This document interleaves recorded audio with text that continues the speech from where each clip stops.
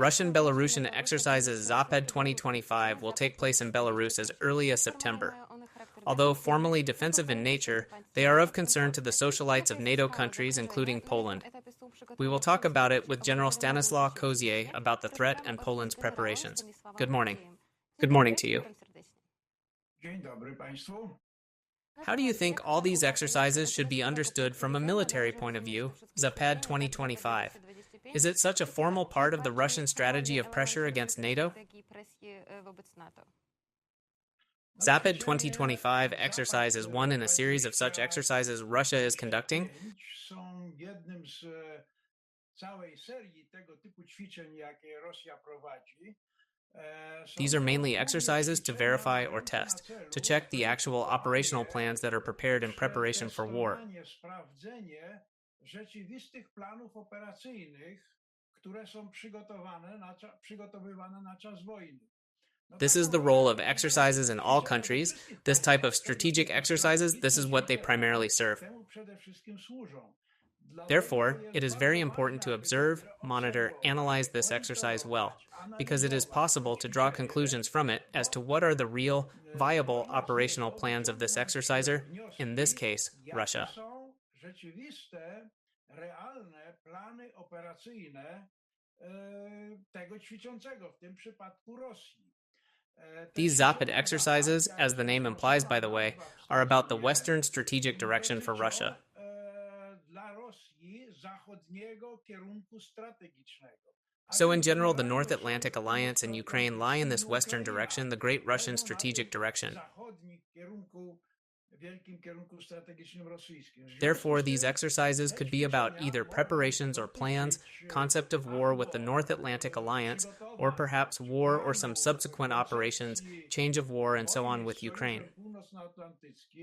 Albo też być może wojny, czy jakichś kolejnych operacji, zmiany wojny i tak dalej z Ukrainą. So these two elements we must take into account when evaluating this exercise. What is important, of course, is not only the exercise itself once it is carried out, but also what happens informatively around the exercise.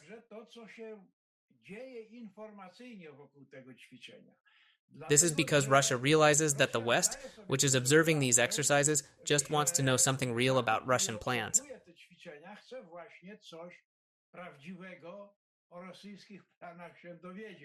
Therefore, it can be assumed in advance that he is simultaneously trying to manipulate informationally this exercise, confuse, mislead, suggest some misinterpretations, and so on.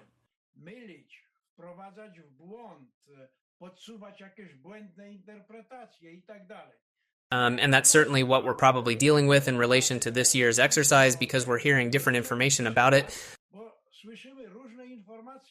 And the fact that it was to take place right on the border with Poland.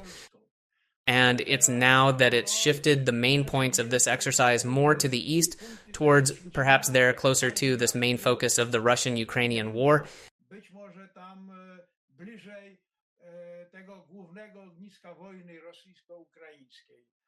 And therefore, we cannot take so literally all this information we have about the exercise.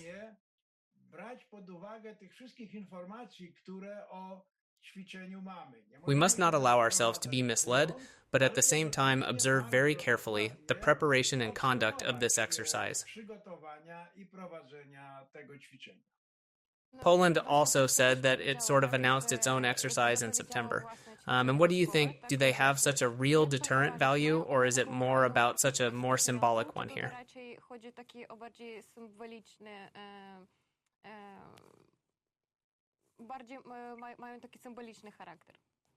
Exercises, this type of especially large strategic exercises with the involvement of high staff levels, both on the Russian side and on the NATO side, are a certain element of this mutual deterrence, containment, mitigation under the conditions of confrontation that exist between Russia and the West. This confrontation, which in fact today is already the second Cold War between Russia and the West. W warunkach konfrontacji, jaka istnieje między Rosją i Zachodem, tej konfrontacji, która tak naprawdę dzisiaj jest już drugą zimną wojną między Rosją i Zachodem. This hot war, if you will, the hot war in Ukraine, is a big part of the Cold War waged against the West. Jest wielkim elementem zimnej wojny prowadzonej z Zachodem. And in this Cold War, one of the important elements is precisely this type of various exercises. Elementów są właśnie tego typu różne ćwiczenia. There are also incidents at the border, for example, especially in the air or at sea. We often hear about them. Russia carries out, organizes such incidents to test, for example, to test how our NATO air defense works, how it reacts, how fast it responds, how fast the planes are picked up, how many, and so on. Obrona powietrzna, jak reaguje, jak szybko podrywane są samoloty, ile i tak dalej, i tak dalej. So, this neo-Cold War confrontation between Russia and the West is going on all the time, and this exercise is part of such a confrontation.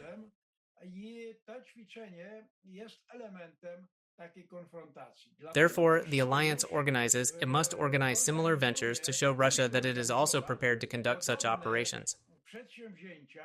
Aby pokazywać Rosji, że jest także przygotowany do prowadzenia tego typu operacji. It can't be that one side, that only Russia is going to flex its muscles, is going to intimidate public opinion right here in the West, whether in Poland or elsewhere. Because this information about such large-scale maneuvers, they make quite an impression on public opinion, cause concern, raise some questions for those in power about whether we are properly prepared, and so on and so forth. Wywołują zaniepokojenie, wywołują jakieś pytania do rządzących, czy jesteśmy właściwie przygotowani i tak dalej, i tak dalej. Consequently, we must also respond adequately to the Russian side's exercises, and this is happening. Ćwiczenia strony rosyjskiej, tak się dzieje. The North Atlantic Alliance had already been taking a serious look at Russian threats for a decade or so, since the first Russian aggression against Ukraine in 2014, since before 2014. Zaczął poważnie podchodzić do zagrożeń rosyjskich, bo przed 2014 rokiem basically, the alliance focused more on missions somewhere. Well, in Afghanistan, for example, we were very heavily involved, and that was what we were mainly concerned with, not the security of our territory.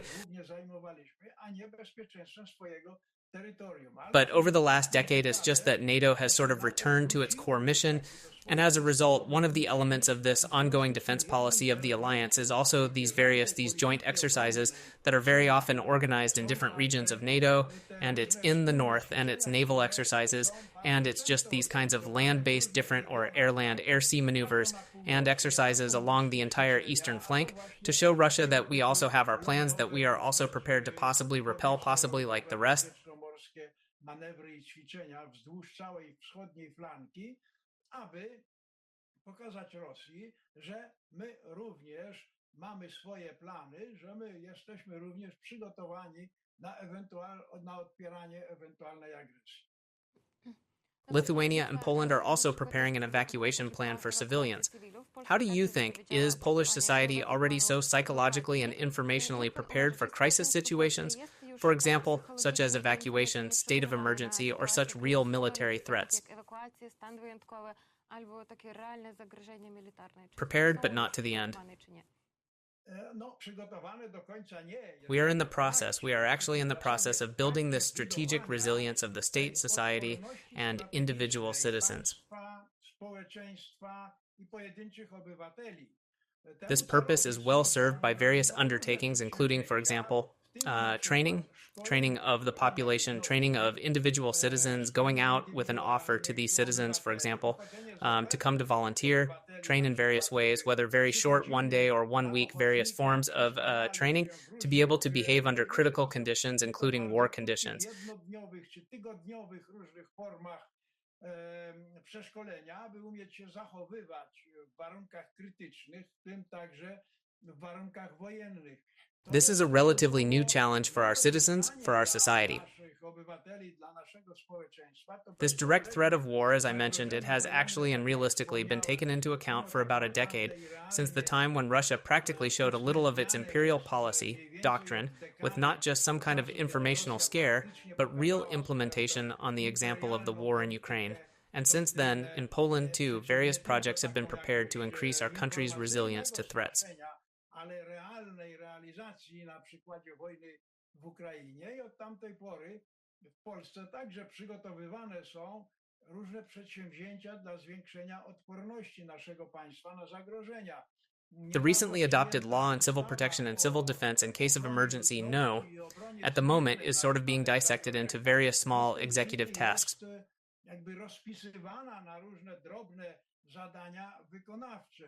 Both, for example, investing in the expansion of shelters, so much needed in the event of war. We see this in the example of both the war in Ukraine, how important are various shelters and shelters for civilians, or we have seen it, for example, in recent days in the example of the Iran-Israel war, how, for example, in Israel are well-developed this system of just shelters, where in the event of the announcement of an alarm in principle, people have full shelter too. That's why there are so few civilian casualties after rocket raids, even on places or residential areas. So this is a very important issue, this construction of shelters, but also the formation of just such a defense awareness of society and Poles so that they know how to behave in emergency situations, respond to announced alarms, have access to this type of information, and so on. So we are in the process of building this strategic resilience.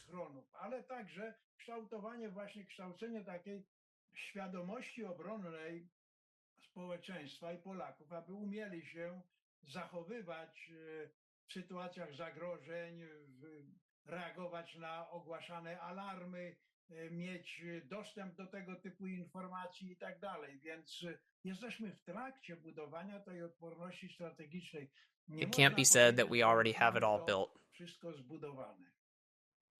Is it possible that Russia and Belarus will learn such scenarios with weapons, with nuclear weapons, also cyber attacks, or will there be more disinformation operations because there are such disinformation operations? Can there be more such operations? As much as possible, as much as possible. Well, it is this Cold War that we are living in. Ukraine is living in a hot war with Russia, but we here in NATO are living in Cold War conditions with Russia, and in the conditions of this Cold War, it is these activities below the threshold of a hot war.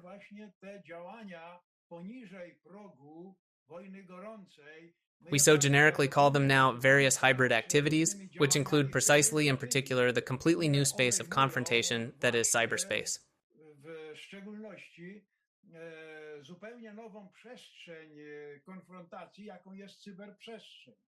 Compared to that first Cold War of the 20th century, this is a whole new category of threats that we have to deal with and that we are dealing with on a daily basis.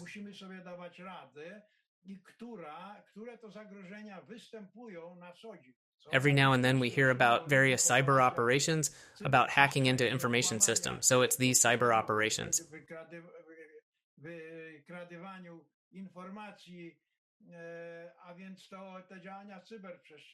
This sphere of information warfare, which you also ask and mention here, is very important.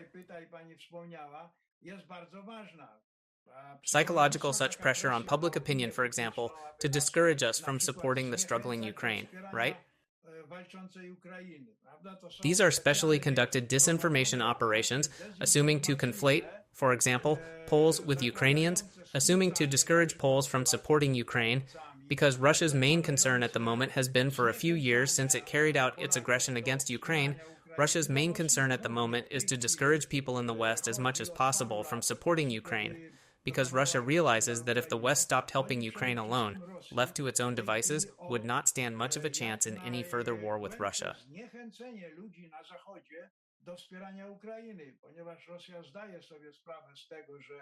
Gdyby Zachód przestał pomagać Ukrainie, no to Ukraina osamotniona, pozostawiona sama sobie, nie miałaby dużych szans w dalszej wojnie z Rosją. That's why Russia is trying to make this very thing happen to discourage us here.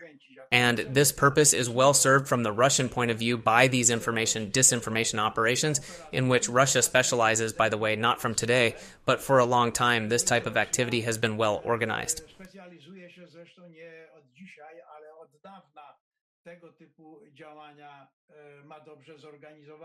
On top of that, there are also those hybrid activities of the nature of, for example, pressure on our border with Belarus. Here we had and have all the time this problem that migration is used instrumentally to create a threat on the border to engage our security potential to protect this border.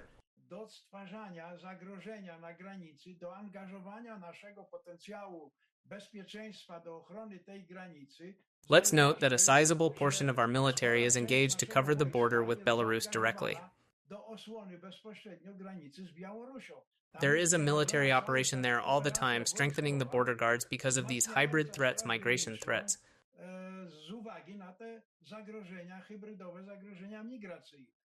We also have to deal with Russian activity involving espionage operations. From time to time, hear various collaborators of Russian services, or we have to deal with the organization of sabotage diversions on our territory. Chwytujemy tutaj różnych współpracowników rosyjskich służb, czy też mamy do czynienia z organizowaniem dywersji, sabotaży na naszym terytorium. We have had in the last months or years, even the last two, a series of, for example, fires started by saboteurs recruited by Russian special services from our criminal world to carry out such acts. So these Russian actions, this Russian pressure below in the corner of armed open aggression is very intense, and we, as a frontline state in the Second Cold War, have very serious tasks to perform here that involve our defense capabilities to a greater extent than many countries in the West. Ta presja rosyjska poniżej progu zbrojnej, otwartej agresji jest bardzo intensywna i my jako państwo frontowe w tej drugiej zimnej wojnie mamy tutaj do wykonania bardzo poważne zadania, które angażują nasz potencjał obronny w większym stopniu niż wiele państw na Zachodzie. On the other hand, countries somewhere farther away like Spain are resistant and opposed to this. They don't see the need. We understand more the need to increase defense efforts. For example, at the NATO summit, a decision was made to increase defense spending across the alliance, and as you can see, these countries on the eastern flank, such as Poland, and here our neighbors, are implementing this without problems. So there are some divisions, differences of opinion and opinion within NATO, which Russia is trying to take maximum advantage of by squeezing into these. Różnice opinii i zdań wewnątrz NATO, które Rosja stara się maksymalnie wykorzystać, wciskając się w te szczeliny różniące poszczególne państwa, aby osłabiać NATO od wewnątrz. Is the Suwałki Isthmus still such a vulnerable area? And can Zapad 2025 be used here as such a veil for provocation from this side? Yes, I believe that, of course, this real threat concerning the Suwałki Isthmus as well depends to a large extent on what the outcome of the Russian-Ukrainian war will be. Zależy w dużym stopniu od tego, jaki będzie wynik wojny rosyjsko-ukraińskiej. If Russia defeated Ukraine, conquered this Ukraine, went all the way to the line of contact with Poland, here on the Bug River all the way to the south as well, that is, it would win Ukraine, and that would mean that not only Ukraine was won, but that the West was also won, because Ukraine can only be defeated if the West gets scared and stops helping it. Ale że zwyciężyła także Zachód, bo Ukraina może być pokonana tylko wtedy, jeśli Zachód się wystraszy i przestanie jej pomagać. If frightened by Russian blackmail with, for example, the threat of tactical nuclear weapons, which Russia often invokes to blackmail and frighten our public here.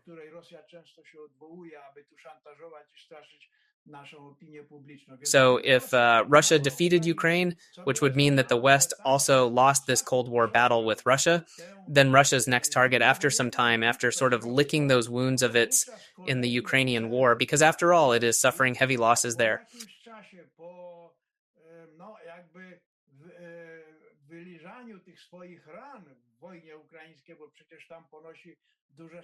Immediately after the Ukrainian war, it would be unlikely to be able to attack or provoke another war, but after some time it would perhaps be ready to try to achieve its next goal here in the north, which would then be for Russia to forge a land corridor to the Königsberg region to Kaliningrad. Byłoby wtedy dla Rosji wybicie sobie lądowego korytarza do obwodu królewieckiego, do Kaliningradu. Just as one of Russia's important goals there in the south, after all, was to carve out a land bridge to Crimea for itself after the 2014 aggression, for almost a full decade Russia has been devising how to carve out this land bridge corridor to Crimea for itself here. Dekadę Rosja obmyślywała, jak sobie tutaj wybić ten korytarz, pomost lądowy na Krym. It carried out the aggression against Ukraine in 2022, presumably largely with this very goal in mind.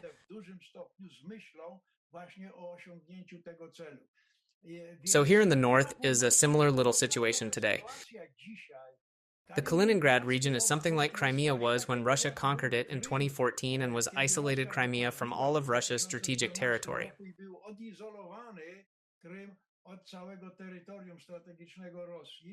That's how Kaliningrad is today. Therefore, it seems, at least it is my assessment, that if Russia defeated Ukraine, its next such strategic goal would not be a large-scale, full-scale war with NATO, because here I think Russia's chances would not be great to defeat the entire North Atlantic Alliance, but an attempt at such a lightning-fast operation on precisely the area in the Suwałki Isthmus region to connect the Kaliningrad region with Belarus, and with the entire then strategic territory of Russia, Belarus, Ukraine after conquering Ukraine, błyskawicznej operacji na właśnie w obszarze, w rejonie przesmyku suwalskiego, aby połączyć obwód kaliningradzki z Białorusią i z całym swoim wtedy terytorium strategicznym Rosja, Białoruś, Ukraina po podbiciu Ukrainy. Russia could decide to take such a step to start scaring NATO with tactical nuclear weapons after controlling this corridor. That good, let's finish already negotiating peace here to end this conflict, because we are determined to use tactical nuclear weapons by performing, for example, some warning strike with tactical nuclear weapons somewhere in the air over the sea, not necessarily to attack some forces on it, but to give such a signal to the division of the alliance as to what to do next with this war. Zaatakować jakieś siły NATO, ale aby dać sygnał taki do podziału sojuszu co do decyzji, co dalej z tą wojną robić. So, the risk of this type of war, such a limited war against NATO, which Poland could also suffer, would be huge after if Russia wins the war in Ukraine. Byłoby ogromne w razie wygrania przez Rosję. On the other hand, if Ukraine defends itself, if Russia does not win the war in Ukraine, well, this kind of risk of action against NATO would definitely decrease. So the fate of the war in Ukraine is very important for our security here in the West.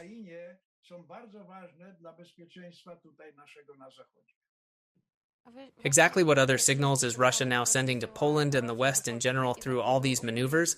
And is it generally such a real attempt to change the security rules in the region, or is it rather not? Or is this more of a game on Russia's part?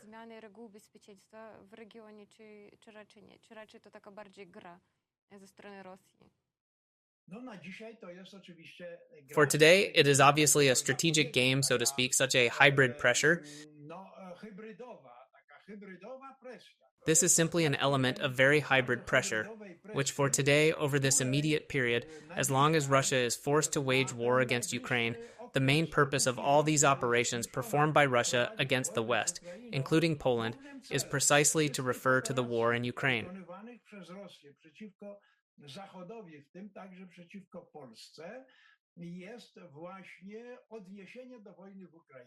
There is the discouragement of the West, such intimidation of public opinion, the blackmailing of public opinion with some terrible things that might happen if the West continues to help Ukraine, so that this public opinion forces the authorities of Western countries, NATO countries, withholding, for example, aid,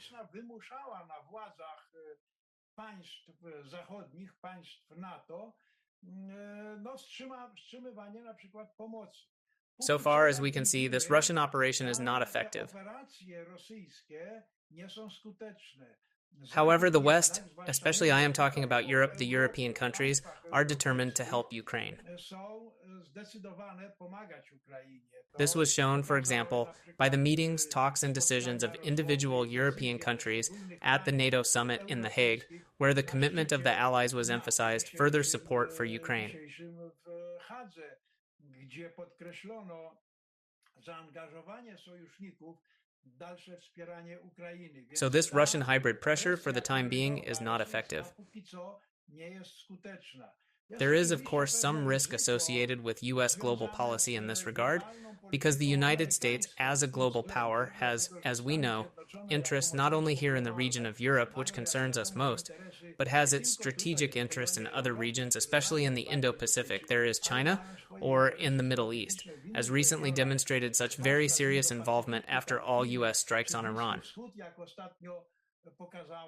Pokazało takie bardzo poważne zaangażowanie przecież amerykańskie w uderzenia na Iran. As a result, the United States must somehow divide its strategic attention between different regions of the world, and as a result, its direct involvement in supporting Ukraine sort of is less than we would like, and certainly less much than Ukraine itself would like. Jest mniejsze niż my byśmy chcieli, a na pewno mniejsze dużo niż chciałaby sama Ukraina.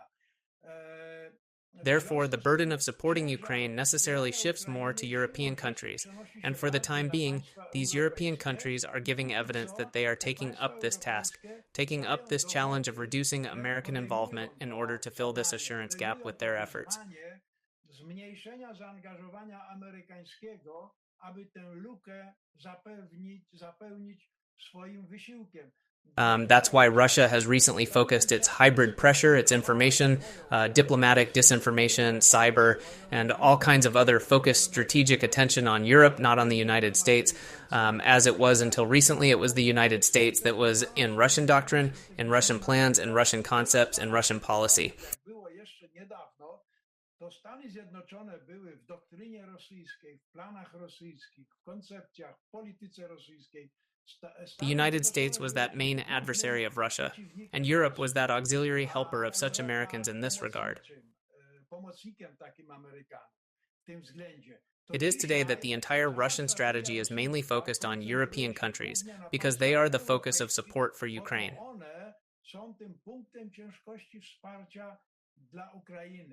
And it is a huge challenge for us here in Europe to properly organize ourselves to counter this Russian pressure so that we do not succumb to it, and support Ukraine so that Russia cannot defeat it.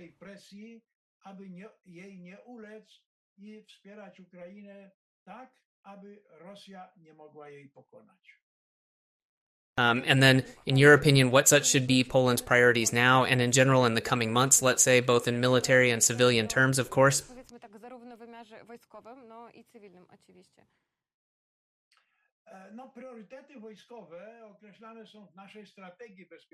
No military priorities are defined in our security strategy. At the moment, work is underway on our new national security strategy. Hopefully it will be released soon, and these priorities will be clearly defined there, but they have been sort of known for a long time. Our most important task today is to strengthen our own defense capabilities. Strengthening the armed forces by improving them, purchasing new equipment, replacing that which we have, after all, transferred a very large part of our own armaments to Ukraine. Now we need to quickly replenish these weapons with purchases, and we are doing that, strengthening the armed forces.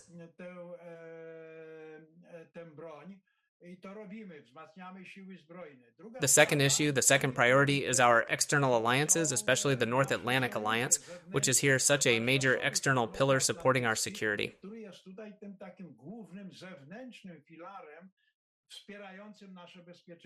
We are very keen on maintaining the cohesion and unity of NATO, unity between Europe and the United States. Because it is known that without the United States, the existence of the alliance would lose its sense. It would have to create a completely new defense structure of some kind. So we are very concerned that NATO is coherent, that NATO is determined, that NATO is interested in the security of the eastern flank, and all our defense diplomacy, military diplomacy, but this diplomacy, also classical, broadly understood political and economic and all sorts, is aimed at not to save the North Atlantic Alliance from the various risks it now faces in connection with precisely this Russian pressure on the one hand, and on the other hand from the challenges of the new American policy, which, especially under the direction of President Trump, it reveals itself precisely by shifting both priorities and methods of conducting this policy.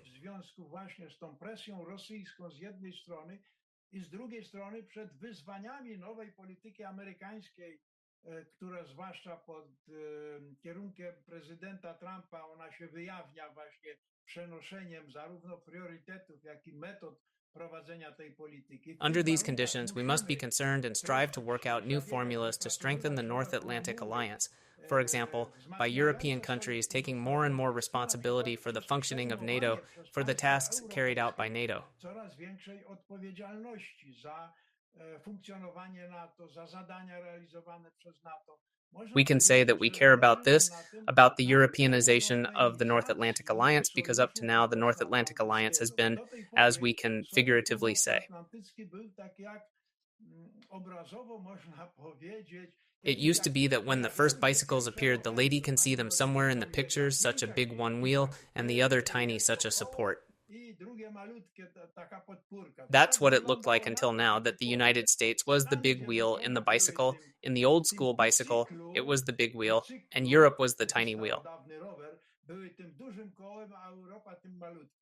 At the moment, NATO needs to become a normal bicycle with two wheels equally working this American wheel and the European wheel.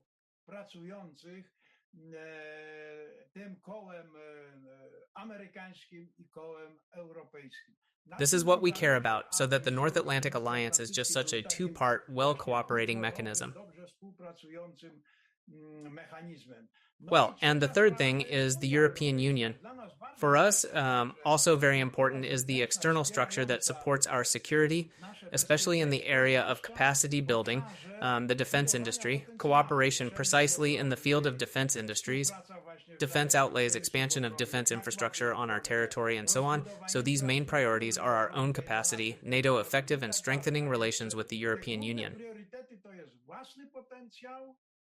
NATO skuteczne I wzmacnianie relacji z Unią Europejską.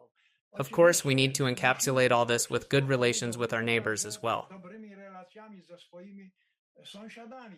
I am referring here to both Ukraine and other countries on the eastern flank. Especially important is our good cooperation and good relations with Ukraine. Not only now during the war when Ukraine needs our help and our support, but also after the war when hopefully Ukraine will build its statehood so that it can join our Western structures.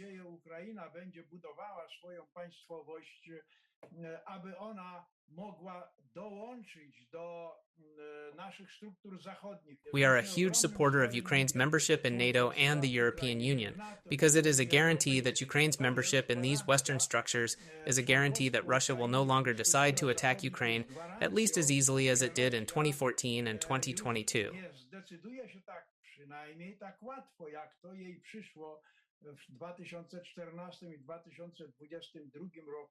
And the border of this security zone will be somewhere beyond the Dnieper, not on the Bug directly, should Ukraine, God forbid, lose the war. So our relationship, our support for Ukraine, is a very important element of such a perspective, such a finality of our national security as well.